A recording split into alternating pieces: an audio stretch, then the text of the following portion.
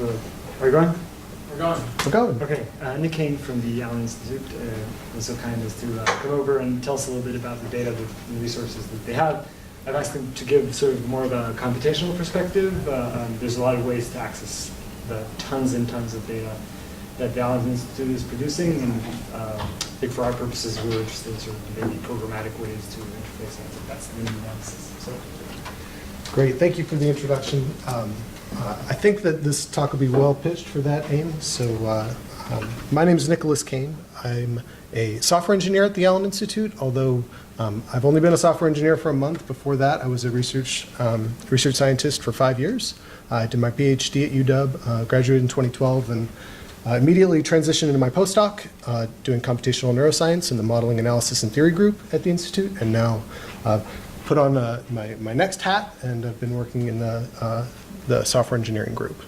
So today I'll be talking about some of our data and resources, actually two pieces of data and resources. First, I'll give a brief introduction to the Institute in case you don't know a lot about it, and then I'll be talking about the Allen Human Brain Atlas, which is a gene expression atlas of the human brain, and also the Mouse Connectivity Atlas, which I worked on quite extensively. And in both cases, I'll be trying to highlight some examples, ways that you can interact with the data, not only through the website, but through the two different APIs, our RMA, which is our RESTful API, and also a Python SDK. So there's some interactive portions, so if you have your laptops, you're welcome to follow along. And I'd like to keep the presentation pretty informal, so if you have questions while I'm talking, it's a pretty small group, so ask away. So with that, oh, and I've sprinkled these things because I tend to forget important points. So my important point here is that I want to tell you what the data is and how to visualize it through the website. I also want you to be able to download it so you can get it into your hands and work with it if you want to hack on it. But then I also want to show you ways to access it programmatically. So if I accomplish those 3 or 4 goals for these two web resources, I think I'll have succeeded. That's my goal today. The Allen Institute was founded in 2003 with a major financial backing from Paul G. Allen. We've recently expanded quite a lot. I joined the Institute in 2012, and since I've been there, I think we've more than doubled our size. About a year and a half ago, or maybe 2 years ago, we moved into our new building, which is pictured here, down at Westlake and Mercer. If you know the South Lake Union area of Seattle. Is anybody here from Seattle area? Okay, so nobody. All right. Down where Amazon is. Across this street is one part of the Amazon campus, and then it just sort of extends southerly from us. We'll have a very nice view of this building on Friday evening because we're taking a cruise on Lake Union. Oh, great. Yeah, so we'll be on the south end of Lake Union right there. So the Institute's expanded quite a bit. We've also actually have several other institutions housed within our building, the Institute for Cell Science and the Frontiers Group, which is sort of an umbrella funding agency. And what we've been doing for more than 15 years, almost 15 years, is developing data products for public use. You don't have to register with us to download the data. You don't have to pay to access the data. And it all sort of started with the Mouse Brain Atlas, which was an atlas of gene expression. Then over the years, we've been expanding that sort of portfolio of web resources or freely available web data to include the Human Brain Atlas, which I'll be talking about today. Also, developing Human Brain Atlas, developing Mouse Atlas, Spinal Cord Atlas, and then really when I started at the Institute, we started with a bunch of different types of studies, including the Connectivity Atlas, the Brain Observatory, and the Cell Types database. I'm not going to talk about the Cell Types database. It's a electrophysiology database of slice recordings, patch clamp recordings from mouse cells. But in October, there will be the first release of human cells recorded. These are cells recorded from surgical waste as surgeons were going in to remove epileptic foci. So this is not the epileptic form tissue. This is the tissue that had to be excised to get to the surgical site. And instead of throwing away that healthy, alive brain tissue, we collect that tissue and then do the same protocols, actually with similar protocols to our mouse cell types database. So I won't be presenting that because it's not live yet, but that'll be going live in October, so very soon. So as motivation, and also to get to know you guys and what your interests are, I put up this slide which helps, we've been using to help frame the different web resources and studies that we've been doing in terms of 3 major coordinate axes. So to understand the brain, we're sort of piecing it apart into the components axis, the cognition axis, and the computation axis. So the two web products I'll be talking about today, I think, fall pretty well along the components axis, gene expression for different components, or the connectivity between components, maybe the circuits. But I want to get a sense from you guys where your sort of research interest lies and where the data that you're collecting, the data sets, or the experimental tools you're using to explore neuroscience lie in this sort of coordinate space. So does anybody want to talk a little bit about the work you do and the data sets you use in this framework? I work with human fMRI data. Okay. And probably I'm like somewhere here. Okay.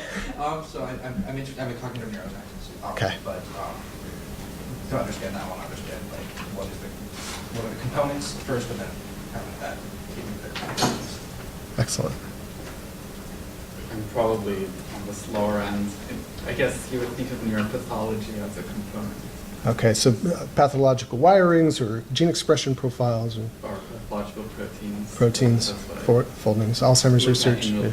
relation to cognition, yes. Yeah. Cool. Yeah, please. Computation and components, so sensory representation as well as the pathways and top-down signaling too. So there's a sensory pathway, what information is going up as well as what's coming back down, and how is the pathway, the structure of the pathway contributing to any of the processing. And you're querying it with fMRI or? Yeah, trying to Yeah. maybe. Great. Yeah, it helps me a lot to get a sense for what everybody's doing so I can sort of know my audience. Pretty much everybody here is doing human MRI or fMRI, right? That's okay. Oh, okay. Fantastic. From the human brain Yeah, out? mRNA for some of the serotonin neuroreceptors, The ISH or the microarray? the micro. Yeah, great. So that's what I'll be talking about today. I'm not going to touch too much on the ISH, but the microarray data. Great. Thank you so much. That really helps me. I want to make sure we can sort of stay on time also, so I'll sort of speed us along. So next I'll talk about the Human Brain Atlas, and I'll pull up a Jupyter Notebook. Do you guys have, are you connected to your Jupyter Hub accounts through the course? If you have those online, there's a subdirectory in there called MNI example, I think.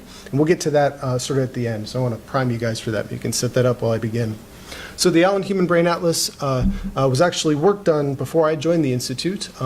There's two sort of data sets that comprise it, the microarray and the in situ hybridization. So the ISH data really was targeting a relatively few number of genes that were specific to particular areas of study, and they were doing ISH across whole tissue mounts.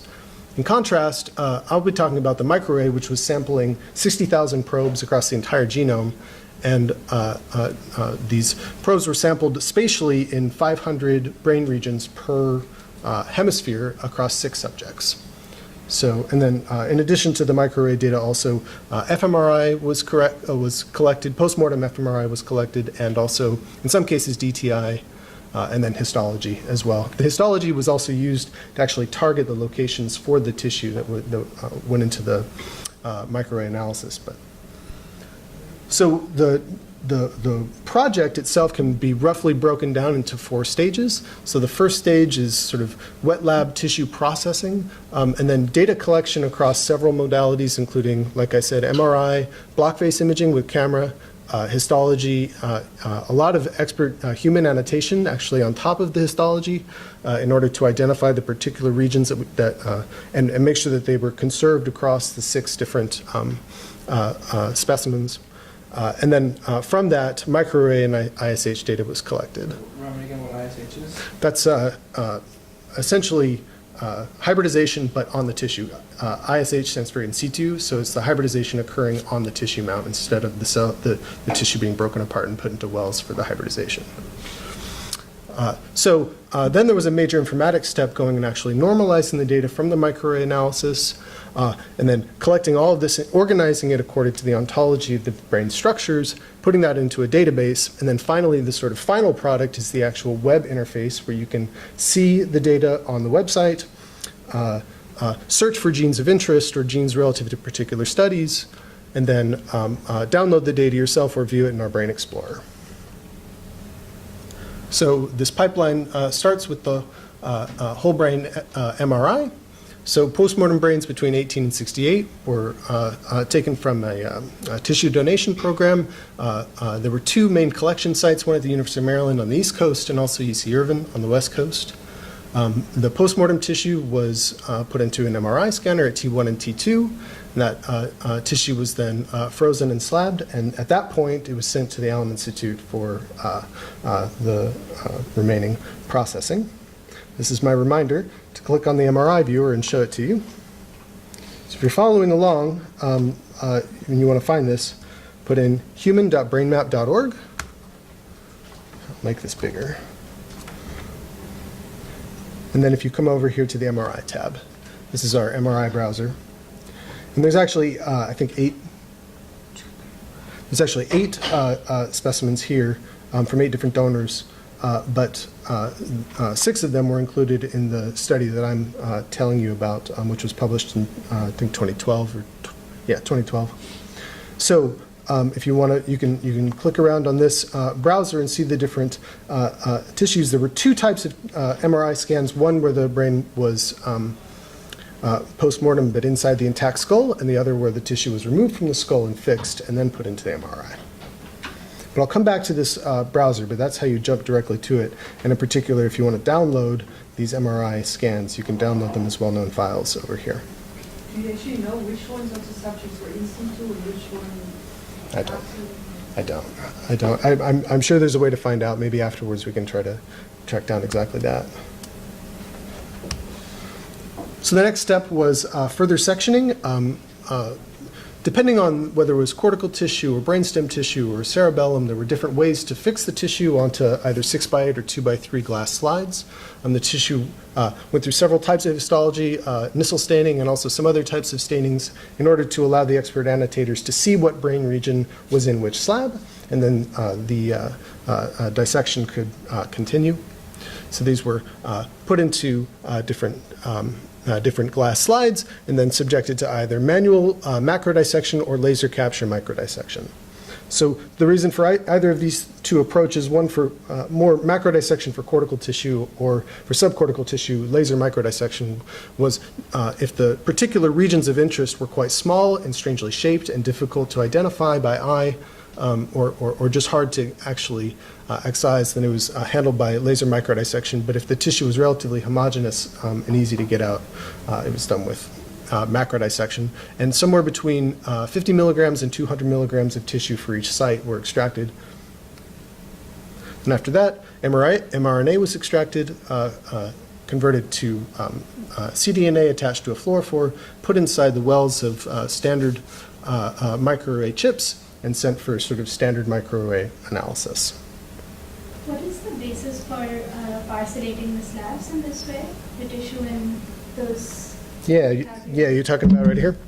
Yeah. Essentially to break down by anatomical region by the expert annotators so they could identify one of the 500 regions that were intended to be studied, because that would have to be done differently for each subject because of the heterogeneity of the slicing and the... But that basis is like cortical topology and different gyral regions and That's things like right. that? That's right. That's also because you couldn't do the whole slice. You have to get it in some ways. That's right. So that's it. And how you get it is from the gyra. Yeah, exactly. The mouse brain, on the other hand, is much smaller, so you can... And slice it out. Yeah, exactly. And so the final result of this, this is an image captured from the website that I'll go to next and show you interactively. But just to orient you, so along rows are the different probes, so multiple probes per gene. So these are different sites on the actual DNA that would be probed for. And then reading across columns, there's 2 folds. The outer fold in this picture is across the donors, and the inner fold is across the regions. So you can think of this as organized first by donor, and then for each donor, sort of region. That's why you see the periodicity in some of the probes across. And then on the website, you can actually, I'll show you, you can organize the data the other way to see regions stacked first and then across donors. Okay. Here's a download button for any of these sort of images. You can come and download the actual values of the microarray normalized output, here this is normalized to all the other specimens collected for that subject. So red means, this is a z-score, so red means statistically significantly above background, where background is computed relative to the other samples, and green is statistically significantly less expression of the gene. So there's only though 6 in the original paper. There's only 6 samples, right? There's 6 subjects. 6 subjects. So That's right. It's not a z-score across. Not across subjects, across samples from a subject, because there's 500 samples or 1,000 samples per subject, depending on whether it was a single hemisphere or 2 hemispheres. Yeah. All right. So now I'll show you the web portal.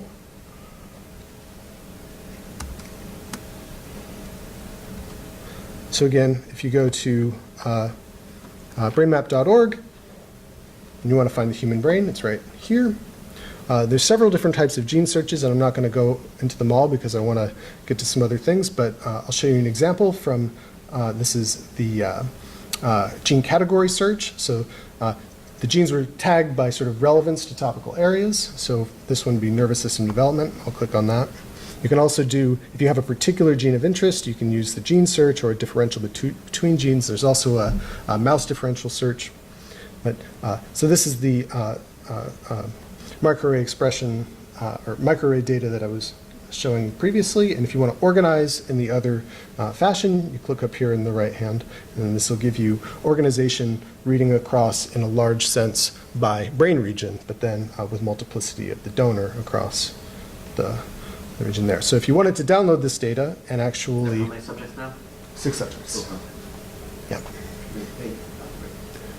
8, but only, so 8 brains with MRI, but 6 brains with microarray data.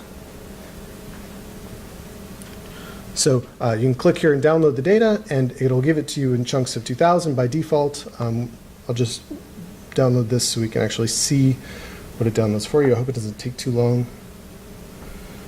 Maybe I should have cached it. Actually, maybe I did cache it. Okay, so what will we download? Oh, here we are. I'll go ahead and cancel that. So it'll download several of these CSV files. So columns are the region and subjects. So here we have the donor name and ID, and then the particular structure. So this is the label across the columns. Here we have probes, which is the label across the rows for the particular download. So the name, the particular gene it was targeting, etc. So that's the organization of the data, but what if you wanted to access this data programmatically? So what if you, in particular, want to write a Python script that can go in and download a lot of data without you having to click repeatedly? And actually, I should ask this at the beginning. So how many people are coming to this Neurohack Week with lots of Python programming experience? A couple people? What about like, been doing it for a year or 2? And then people who are completely fresh to Python and learning it all de novo? Okay, awesome.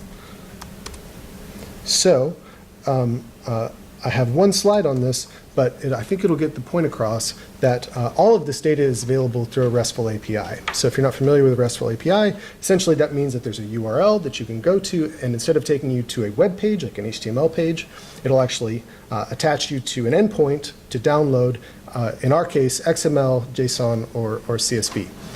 Does everybody know what I mean by these file formats? At least one of them? Okay, so I'll be talking mostly about the JSON variety of this, but these different download endpoints are all available with slightly different tweaks. Now, what are the models that are available to this? There's actually a lot of them. Pretty much all the data, to my knowledge, all the data that we have is available in some form from this API. The trick is to figure out how to access it, how to build the query together to get the data. And this is, I think, where a lot of people are sort of confused. And I didn't really know about this feature and functionality until recently. So I want to give you an example. So what might it be like? Actually, I have a text example here. What might it be like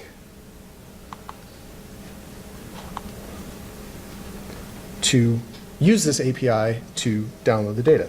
So if I just click Go to Page, instead of taking me to a web page, it takes me to a JSON blob. that the first tag that you should look for is that success was true, and this is actually, the query I ran was for human microexpression from donor 9861 with probe 1046141. I think that's my phone. I'm sorry. I'm just going to silence it.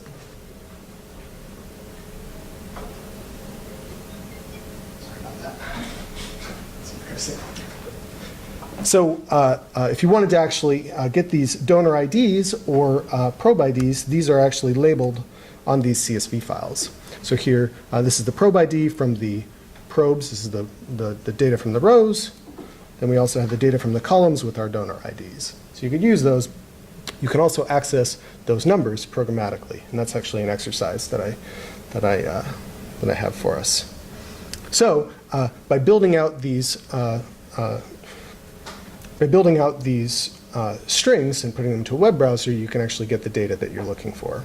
So the description of this entire language, the description of the API is available here, called the RESTful Model Access, and it could probably be a talk unto itself. So I'm going to give you guys the practical introduction, but if you want to find out the fine details and actually start building your own queries, this is where you'd come to learn how to do this. So with that, I'm going to direct you to your Jupyter Hub code example, and I'm going to browse to the version, because I didn't remember to connect. I'm going to browse to the version that's in the Git repository, and I'll sort of just walk through it without actually executing the cells. So the first thing that you'll notice is that there's a string at the top called service. So this is our RESTful API version 2.0. And then when you want to download a particular specimen, this is using two modules in Python, requests, and then also to display a little bit, it's using JSON. These are standard pip installable modules, so you shouldn't have any trouble getting these dependencies. And so when you want to actually run the query to get the data, this syntax, if you're not familiar with it, is just taking service and attaching it here, and specimen name and substituting it in right there. And then request.get says, put this URL into a web browser, give me back whatever it said, and then dot convert it to JSON. Or because it was targeting JSON, give me actually parse it with a JSON parser. So result is going to be a dictionary-like object. It's relative to whatever the JSON that was returned was. And this is actually code that's going to parse this JSON blob in order to get out. This example is to construct a transformation matrix to turn voxel coordinates into MNI coordinates. So I'll back up for a second and show you where this data originally was. Here I'm back to the donor ID and structure. It says the labels on the columns, and you'll notice that each of these structures for each donor, when it's available, there are 3 coordinates in MRI voxel coordinates. A transformation has been done to convert this to MNI coordinates, and this is the code that would actually instantiate that affine transformation. So if you want to go ahead and download the data and know where in MNI coordinates a particular specimen was from, you throw those coordinates into this Python code, and then you have your coordinates. So I'll leave that as an exercise to the reader, but this is just sort of a walkthrough for this particular specimen, get out the transformation matrix, and then put these voxel coordinates into MNI. You'll know that it's correct when it matches the MNI coordinates over here. So if I click on a structure, I'll get the structure name, precentral gyrus on the left, and you'll see that the crosshairs are sitting over the particular tissue specimen location, which is indicated there, and printing out the MNI coordinates of that location. So this is the programmatic interface. This is an example of a programmatic interface you can use to build queries, basically build out strings, use request module to go fetch the data, parse it with a JSON parser, and then get back essentially something you can use to do the affine transformation, the linear algebra, to find your MNI coordinate. So those hunks were fairly macroscopic, and this is turning into a coordinate for them as a center of mass? Or I think it's the center of mass, but I don't know for sure. I think that's right. It's probably in documentation. And presumably, since they're customized to each individual subject, there is a volume of that hunk, for each of the different subjects that Yeah. one might want to use as a covariate or something, who knows? But that is presumably Yeah. somewhere you can get at that sort of volume. I don't know, just thinking. So the volume is going to come out normalized. So I don't know exactly what the amount of mRNA that was extracted from the sample will be normalized. So I don't know how much you will learn from the actual volume of the tissue, but you're right that the coordinate If one happened to care about If the one size had- of that hunk or something, the I different think subjects. Say. might be possible to get, yeah. Yeah, I mean, you also have a bit of an issue with like the weirdness of the shape of different structures that were targeted. These subcortical structures can be quite, like, down in the hippocampus or whatever. They kind of. And that MRI Weird coordinate shape. is from the InSight2 version of it, or the XSight2, or the... Because the I think from the MRI T1 MRI. And did you say that there was sometimes a T1 from in the skull versus out of the skull? Yeah, so there's only, so for each subject, there's 2 MRIs, one at T1, one at T2. And both of those MRIs for the particular subject would have been done within skull or without of skull, depending on which facility did the MRI. Okay. Based on their protocol. That would be decodable somewhere. I mean, well, yes. I mean, my back of the envelope way that I tried to do that was to see if I can find it. And I don't want to distract. I'm just... So you can sort of see how there's like a little bit of tissue degradation here. I think that's probably because the specimen was not in an intact skull. So I mean, you could guess at it, but you can also definitely find that information. I just don't have it at my fingertips. Great. So there's also a little applet that you can use to build these queries out. So there's this thing called the request builder. I'll browse to it.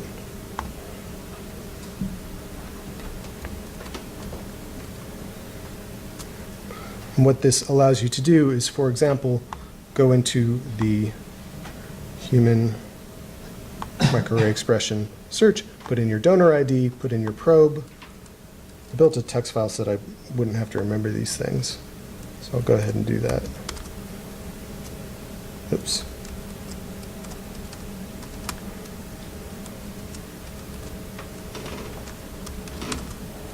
There we go.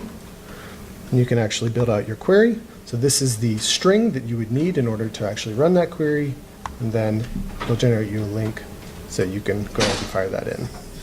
I probably should have turned it to JSON because it's a bit easier for it to parse. Oops, there it goes. Okay. So this query builder, when you look through it, it has access to our TBI study, glioblastoma study, all the different mouse studies. You can also, instead of looking for services, use RMA models, and the type of, there's a whole ton of models, in particular donor model. I left this as an exercise inside of that Jupyter notebook. How do you construct a query that will return the donor ID for a given specimen, right? That number that it didn't want to memorize. So you can make a query that will actually do that. So if you want to tackle that afterwards, you're invited to. But this can be a tool that you can use to sort of find your way through as you're learning to construct these RMA queries. So one example of data that was, the data was used is this scientific vignette that we have called the geography of the brain, or the genetic geography. Essentially, when you take these gene expression profiles and run a correlation across them for region by region, this is brain region on the rows, brain regions on the columns, correlation coefficient plotted as intensity. If you sort them by ontological structures, so sort them by anatomy, what you see popping out are big blocks. And so this top block here on the left corresponds to cerebral cortex with some slight caveats. This one, which kind of looks a little bit separate from it, is actually visual cortex. So it sort of correlates with itself well, but it's pretty distinct from cortex, but also distinct from everything else. I didn't have time to make these slides, but you can sort of see down here, this guy really, really correlates strongly with itself. Any want to hazard a guess what structure that is? Do you know it already, or are you guessing? Okay, you already know. Does anybody not know, but want to hazard a guess? Cerebellum. Yes, it's always cerebellum. Yeah. So if you want to go through this vignette, there's this, I'll show you how to get to it very quickly. brainmap.org, and it's our first vignette. This is actually an interactive sort of browser that you can use to see this data. Well, I'm going to go ahead and push us onward because I want to talk about the Mouse Connectivity Atlas. I know that you guys are not mouse people, but when I joined the Institute, this is the first project that I really got to work on. It was started many years before I got to the Institute, but I sort of did trailing edge analysis on it. I came as a computational neuroscientist and really wanted to actually have a connectivity matrix for the network, but instead we had a big data set that we needed to use to construct that. So my first job at the Institute was to construct that connectivity matrix. So in case you're not familiar with the project, it was a whole brain mesoscale projectome study, standardized, quantified. Many different specimens were used. You can think about it, it's an anterior grade study, so most of the specimens are like nodes on a graph with the outgoing edges. So that's one experiment. And so you try to query an entire network just by looking at one node, one node, one node. You have to register them all together in order to make a comprehensive network out of the graph, or make a comprehensive graph out of this data. And so what I really want to get to is that common coordinate framework, that registration profile, because I think that that'll be of interest to this group, especially how to access it through our Python API. So what does this study facilitate? Computational studies of motifs and hubs and subnetworks. That was part of the work that I was associated with, but it's a really diverse data set, and I'm only going to talk about just scratch the surface of it. So what's plotted on the left is a matrix of experiments, and this, I think there were more than 1,000 wild-type experiments, and across rows are the different anatomical structures in the left and right hemisphere. And the intensity here is there's a projection seen from this injection point in all of these different target regions. But this is not an adjacency matrix for a network. So what I really wanted, coming like straight from running computational models of large networks, was to actually have the directed weighted graph of this region is connected to this region with this strength. So that's pictured there on the right, and that was my first foray into this study, but it required building a lot of informatics processing to do this. So much so that I ended up writing a Python package to go and get the data, work with it, and then run an optimization to construct the model. That Python package eventually became the first sort of example of a larger Python module that's now called the Allen SDK to start pulling in data from the RESTful API so that you can work with it in Python land. And that's really what I want to get to here. But to give you background on the experiment, that's really washed out. There's a brain there somewhere, and there's lots of cool pictures.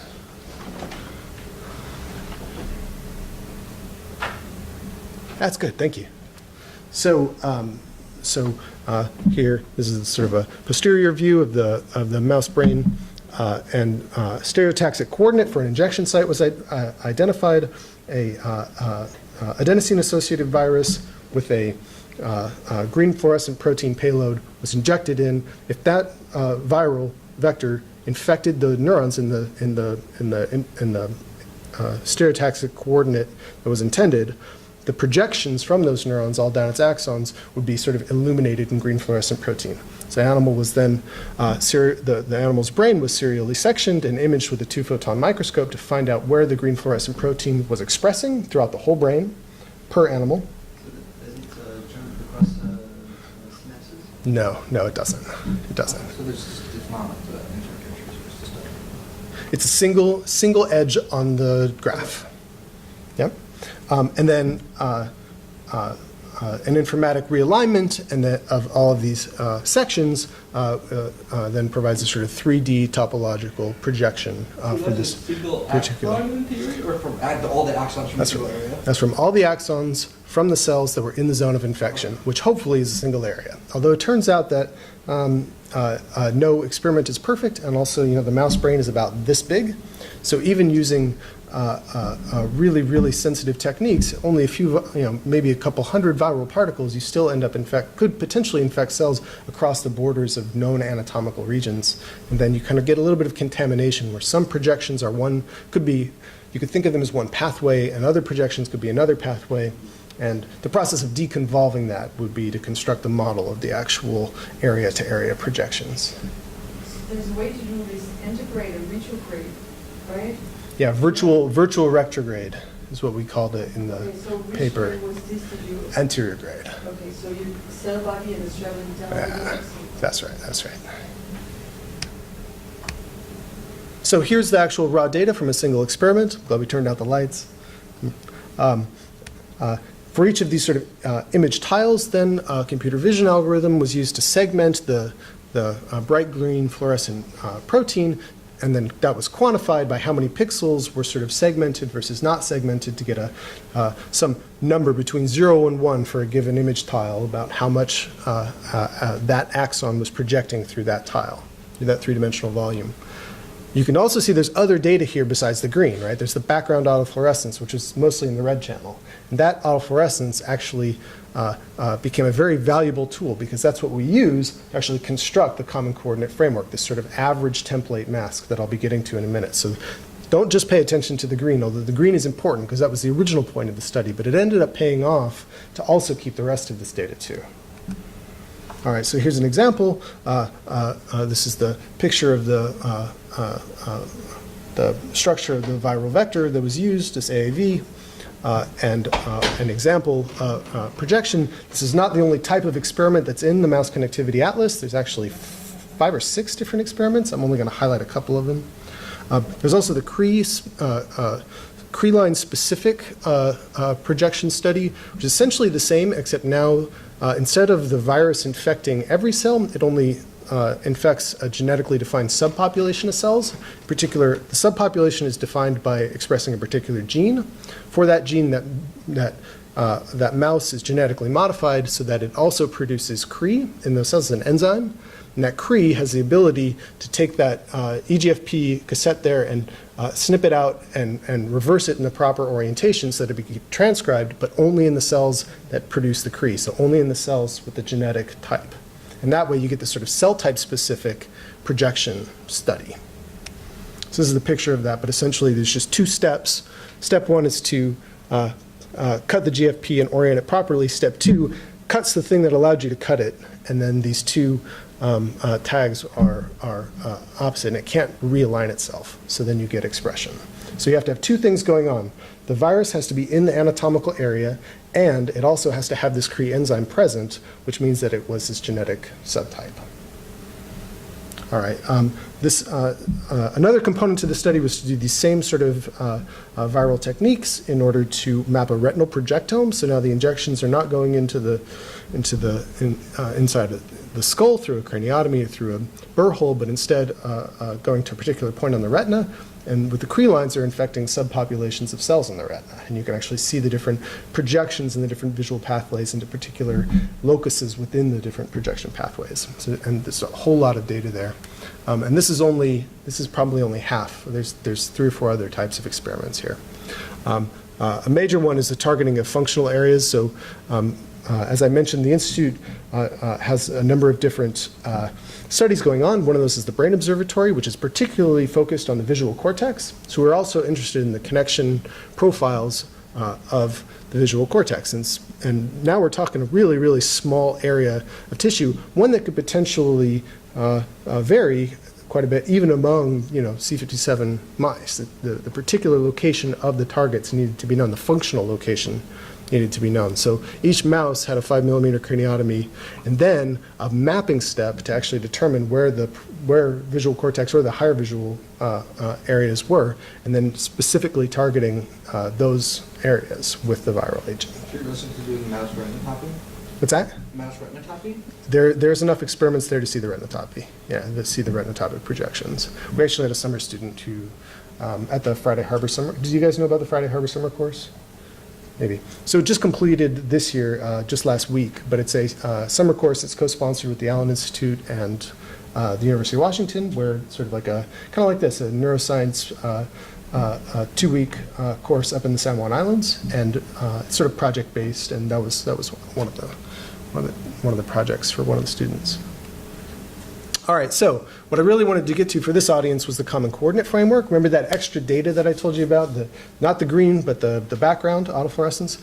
So before, the sort of common reference frame that we were using was essentially this Nissl section at 25 microns from a single mouse that was collected at the beginning of the Institute that the original reference atlas was drawn on.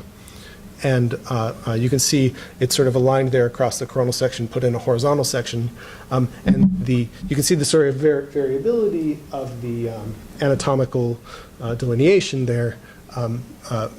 One of the main byproducts of that connectivity study was to be able to produce a much better reference atlas. So this is what it looks like now. We're calling this the common coordinate framework. It's almost done being annotated. So again, there's a major human step here of actually taking the aligned data, going in and assigning it to regions, especially in subcortical structures, because they're super small, sometimes just a couple of voxels. But I want to describe a little bit about how this is generated and then how to access it programmatically. So in the Z resolution in this coordinate system is 100 microns, and actually it was 100 microns for all of these scans that I was talking about. When you get down to the final reference atlas, the CCF, it's available in several resolutions, 10 micron, 25, 50, and 100. I'll explain where those came from in a second, but 10 micron is like on the size of the neurons, so it's very, very... XY. On the XY, exactly. So the idea is that to do this image registration problem of taking a particular experiment and orienting it relative to the other experiments that you have in order to construct the atlas, you need to have a good template. But in order to build that template, you have to average lots and lots of brains that had to be co-registered. So how do you solve that chicken and the egg problem? The obvious solution is you bootstrap. Right? You start with a rough one, use that as a reference, realign everything, average, realign everything, wash, rinse, repeat until you get a more until you converge on a high resolution atlas, and that's exactly what was done. So starting at 100 micron XY resolution, and then decreasing and realigning, decreasing and realigning with just the wild type mice from the first 1,000 experiments or so. I think 1,200 was the final count. Yeah, average of 1,200. For each registration step, there's both an affine transformation and a local deformation. So when you get the sort of slice registered pretty close, then a local deformation for the fine structure is applied in order to get really good alignment. And you start seeing really interesting things pop out when you do this. So not only just there in the cerebellum, which is pretty salient, but I don't know if you can see it here. These are the actual barrels of the barrel field, and they actually pop out individually when you take the average across all of these brains. This is an example from the striatum. Sorry, sir. How do you cure the non-linear aspect of the information? Yeah, it's an enormous problem. Lots of people worked on it for a long time to be able to do it, but I don't have the full details on it. There's, so let me see if I can dig it out my memory. Maybe afterwards we can look into it a little bit more. No, it was just curious. No. Yeah. I mean, basically, I'm summarizing, 150 people's work. So I really wish you could see this because you can actually see the barrel field in the striatum and also these sort of major delineations in there. But I have it on my laptop. You can come see it. But it's pretty remarkable the level of detailed anatomical detail that comes out that you really can't even see on an individual specimen. So this also allowed us to define a 2+ epsilon dimensional coordinate system just for the mouse cortex. Much easier because it's just flat everywhere, but you can see the barrels. And then we can use this coordinate system and locally register the functional maps for each individual animal, for not only for these studies, but also for the brain observatory studies. It's really been a tool that's paid off. This is an example. Oh yeah. So here you can see the visual cortex boundaries. Additionally, you can tell that it's more intense because of the thickening of the layer 4, because it's primary sensory cortex, same auditory cortex, really pretty barrels. Lots of detail that comes out of this. So I've mentioned now a couple times the Allen SDK. This is a Python SDK that gives that sort of wraps in some places the RMA which I showed you before, in order to give you really Pythonic access to downloading this data. It also provides a caching scheme, so you can have that data locally, and you don't have to keep hitting the servers, because some of these data sets can be pretty big, tens of gigabytes. You don't want to keep downloading those if you don't have to. I did not put this in the Jupyter Hub notebook specifically because I didn't know about downloading large files and organizing things like that. But I'll show you the code, and I'll make it available to you if you want to download it on your own laptop. So, for example, maybe this is it. Yeah. So after first downloading some visualization dependencies, if you pip install the Allen SDK, the dependencies aren't too non-standard. scikit-learn is in there, and scikit-image, and scipy, and numpy, and some others request module, but you should be able to get these without too much trouble. It should be pip installable. And once you do, it's a one-liner to download the template volume. There's an argument here that's keyworded out for the resolution. So if you want to download a coarse or fine resolution, you can do that. And this is just showing cuts through that block with ImShow to show you the images that I just displayed. Yeah, so I didn't put this notebook inside the Jupyter Hub because it's caching. This is a 200 megabyte file, and I didn't want everybody caching that in, because I didn't know what the situation was for downloading data in your Jupyter Hub. But just copy and paste these into your own thing, and I'll make the. I'm going to send this link to Ariel, and he can get it back out to you guys. Are you folks using the Jupyter Hub right now? I am. Is it working? It is working. Cool. Yeah, so, and then this also gives an API to do things like run the experiment search, so you can find particular experiments with sources in particular regions, or targets projections. This is like a virtual retrograde, targets in particular regions, and find where those sources were, so you can query the network that way. And then you can actually get the raw data and even the image tiles this way.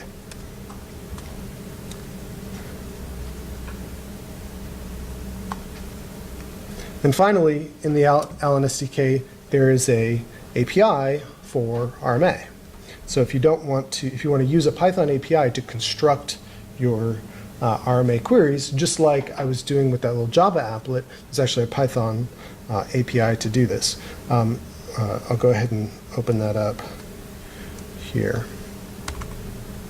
Yeah, so these are all the different services that you can access through the Python API. The mouse connectivity, you can get several different types of models. GLIF models and biophysical models fit to the mouse cell types atlas, which is also available, and also all the reference atlases, human and mouse, are available through this API. What's not available is the gene expression data, just because nobody's actually had a chance to go back in and wrap those RMA queries, so that'd be kind of a cool project if you wanted to tackle that. But the syntax is basically the same as what's described on that document.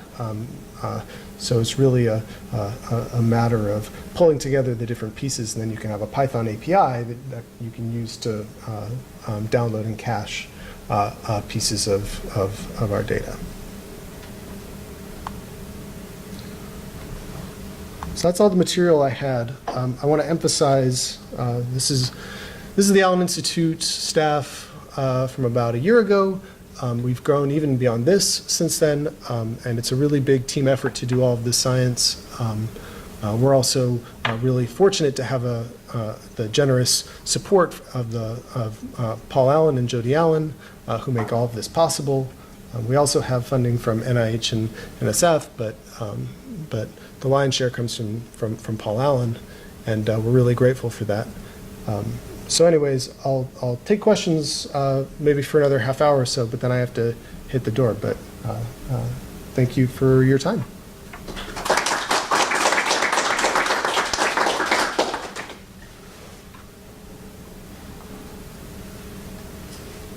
What software or libraries was used to do the registration of the mouse images that you were There's a lot of custom C code, actually, that's recently been ported to Python, and we haven't reprocessed everything, but there's a Python module that we have to actually do that parts of that pipeline. Yeah, we've been going through the process of going back into our old code repositories and sprucing them up so that we can hopefully publicly release them. We have several other partners that do tissue site scanning, and they have used our alignment code to be able to register their experiments to the Common Coordinate Framework, but it's not a simple task. It's really still requires a lot of human effort to do. So, yeah. Is the mass registered in the voxel space? Is it the same space as the voxel space? As the voxel space? Voxel space. Oh, so I'm pretty sure there's a mapping between our Common Coordinate Framework, but yeah. Certainly the original atlas was mapped to axonal space, so if this new atlas has a relationship to the old atlas in some spatial sense. It does. It would be great to have that in the same space. Yeah, I don't know how much work it would be to register the old missiles to the CCF. I don't know exactly if that's been done or not, because we have a pipeline set up to register anything that's tissue site scanned, but not necessarily those original voxels. And the Common Coordinate Framework, the annotations, the ontologies, all this is constantly evolving. I mean, I think it's like on its 4th or 5th iteration now, and it's as more data comes along and more time is spent, it's being revised actively. So, but it's also version controlled. In the SDK, you can indicate which version of the ontology you want to download, and that's co-referenced to the Common Coordinate Framework. And as it comes out of my mouth, that means yes, it has been done at some point. Because the 2012 coordinate system is available in the Common Coordinate Framework through the Python API. Other questions? I have kind of a question about the flat RNA expression across the cerebellum. Okay. So it's kind of like an interpretation thing. Yes. So there's been a lot of recent work about the cognitive and even emotional aspects of different parts of the cerebellum. Sure. People are releasing atlases showing the different parts respond to different tasks or perform different functions. So in light of the RNA expression, does that mean that the different parts of the cerebellum doing different things are almost entirely due to their interconnections with other parts of the brain? Stands to reason. Yeah. I'm not an expert in this area, particularly in human. I spend most of my time working in mouse where the cerebellum is pretty understudied. But I can't really comment, but it stands to reason, yeah.